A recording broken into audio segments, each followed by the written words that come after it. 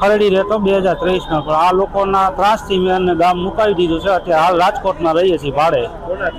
અજય રાજસિંહ, અમરદીપસિંહ જાડેજા અને હંસાજ માવજીભાઈ કોઠિયા, એ લોકોએ વ્યાજે મને 10% પૈસા આપ્યા હતા. 9,27,00,000 રૂપિયા વસૂલ મારી પાસે કરી લીધા છે.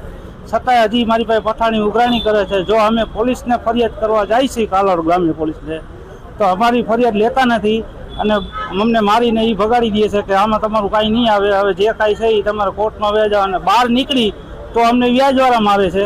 તો હવે અમારે ન્યાય કેની પાસે કરવો? આઈજી સાહેબે કીધું કે પૂરેપૂરી તપાસ થાય અને અમે તમને ફોન કરશું, એના પીઆઈને બોલાવશું, અમે તમને જાણ કરી એટલે તમારે આવવાનું રહેશે.